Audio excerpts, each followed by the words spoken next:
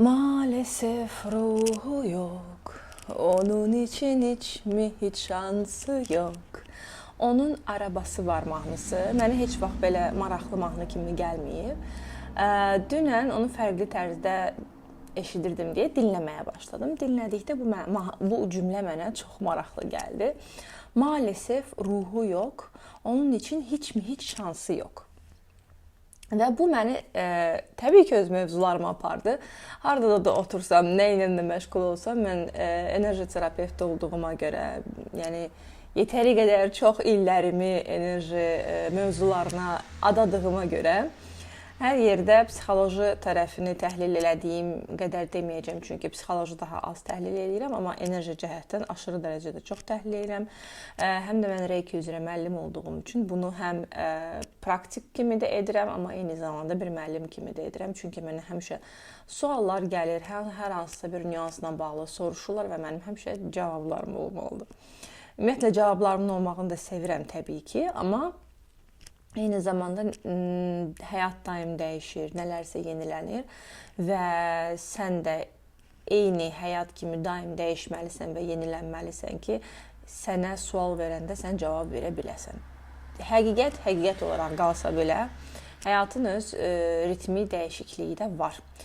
Və mənim ən çox araşdırdığım mövzulardan da biri o idi ki, insanlar necə olur ki, uğurlu olur, necə olur onlar həqiqətən parlayır və zəngin insanların çətinlik çəkən insanlardan fərqi nədir? Zəngin insan deyəndə mən sadəcə pul cəhətdən zəngin nəzərdə tutmuram. Zəngin insan deyəndə həyatından zövq alan, yaşadığını hiss edən, yaradan, öz unikallığını ifadə edən, potensialını göstərə bilən, potensialını həm özünə, həm cəmiyyətə göstərə bilən deyə və bundan həyatını parıldada bilən insanlardan söhbət gedir. Və mən həmişə bunu potensialından daha çox bağlayırdım ki, potensiallı insanlar və yaxud da ki, bacarıqlı insanlar, talantı olan insanlar daha çox qabarır. Amma həqiqət bundadır ki, insanın ruhu oyaq deyilsə, o parıldamakda çox böyük çətinlik çəkir. Təbii ki, onun potensialını hiss edən insanlar olur, ona yaxınlaşırlar və belə deyək, onu üzə çıxartmaq üçün çalışanlar ətrafında olacaq. Amma qabiliyyəti olan insanlar bəzən düşünür ki, öz-özünə həyatda nələrsə reallaşmalıdır. Amma maalesef ruhu yox, onun üçün heç mi heç şansı yox. Yəni şans həmişə mənə maraqlı gəlib bu mövzu. Bu şans hardan əmələ gəlir? Harada olur ki, yəni insan həqiqətən şanslı olur və bəzən sistemə kənar gedir, heç bir şəkildə qaydalara uymaya bilər belə, amma alınır. Yəni deyir, şansı yavər getdi. Türk dili deyiləm, sadəcə olaraq nəsə mahnı türk dilində olduğuna görə bir-iki dənə söz istifadə edəcəm. Amma burada mövzu ondan ibarətdir ki, biz özümüzə nəyisə icazə verəndə, yəni ruhumuzdan gələni ifadə etməyə başlayanda daha çox parlayırıq. Həmişə deyirəm ki, insanın elədiklərinin çoxu travmalarının nəticəsidir, yəni ehtiyaclardan dolayı olan hərəkətlərdir. İndi dediyim ondan ibarətdir ki, ehtiyaclardan ibarət olmayan, amma içdən, həqiqətən ruhdan irəli gələn hərəkətlər insanın daha çox parıldamasına şərait yaradır və onun daha çox şanslı olduğunu deyə bilirik o insanların. Onlar daha çox diqqət çəkə bilir, daha çox dəstək hətta görə bilər. Potensiallı insanlara dəstək olunma ehtimalı təbii ki olur. Bunun üçün çalışanlar var, bayaq da dediyim kimi. Amma parıldamağa başlayan insanlar elə insanlardır ki, başqaları həmişə onların yanında olmaq istəyir. Və insan nə qədər çox parıldayırsa, bu parıldamaq nədir? Bədəni ruhuna xidmət edə bilir, ruhu da bədənini qidalandıra bilir. Həm insan yaşadığını hiss edir, həm var olduğunun bir mənasını hiss edir, o gedişatı hiss edir və o gördüyü işdən zövq alır, zövq aldığı ilə də bərabər bir var ki, mən hansı işi görürəm, bundan zövq alıram, amma bunu dünyaya çatdırmıram, bunu dünyaya bir qatqısının olmasına şərait yaratmıram, yalnız özüm üçün eləyirəm və yaxud da ki, fikirləşirəm ki, mən bunu eləyirəmsə, artıq dünya mənə sağ ol deməlidir və bunu görməlidir və dəyərləndirməlidir.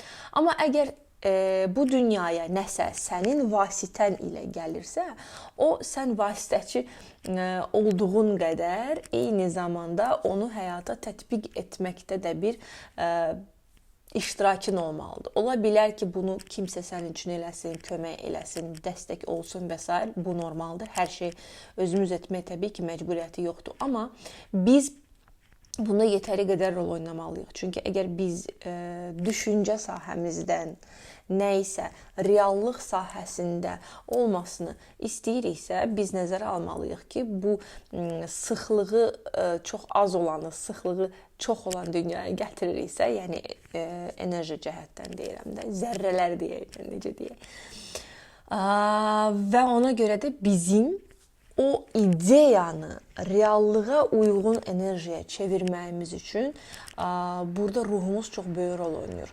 Nə qədər çox parıldaya biliriksə öz mövzumuzda, İnsanlar daha çox sizi, sizin mövzunu, sizin enerjinizi başa düşdüyünə görə sizə lazım olan insanları başlayırsınız cəlb etməyə, parıltınıza uyğun insanları cəlb etməyə başlayırsınız. Ehtiyac və istəklərlə onlar cəlb olunmur, onlar yalnız parıltınıza gəlir və daha çox parıldamağınıza səbəb ola bilər. Burada təbii ki, biraz diqqətli olmaq lazımdır ki, o parıltı yandırmasın deyək, çünki bədənimizin olduğunu da unutmamalıyıq. Yəni, bədən ruhumuza xidmət etsə belə, potensialı xidmət etsə belə, bədənimizin də yetəri qədər qayğısına qalmalıyıq ki, bədən də bunda rahat şəkildə həm iştirak edə bilsin, həm davamlı olsun, həm də zövq ala bilsin. Enerji və dəyişim proqramında ən sevdiyim nüanslardan da biri budur ki, mən tələbələrimlə sırf bunu araşdırırıq, potensialı araşdırırıq, ruhun oyanışını araşdırırıq, öz enerjimizi oyatmağı araşdırırıq.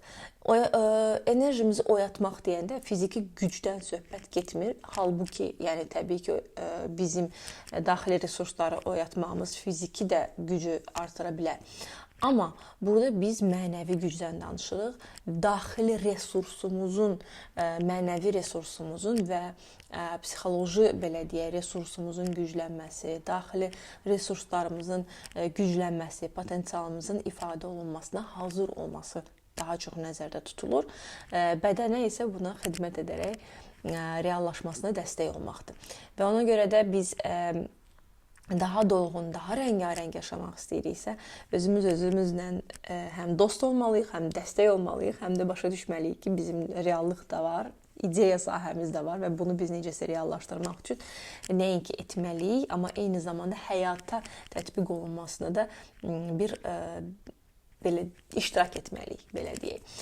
Öz üzərinizdə işləmək istəyirsinizsə, özünüzü hiss etmək istəyirsinizsə, potensialınızı və ifadə edib ruhunuzu oyatmaq istəyirsinizsə, enerji dəyişim proqramına da qoşula bilərsiniz. Sizlə bir yol ola bilərik. Hələlik.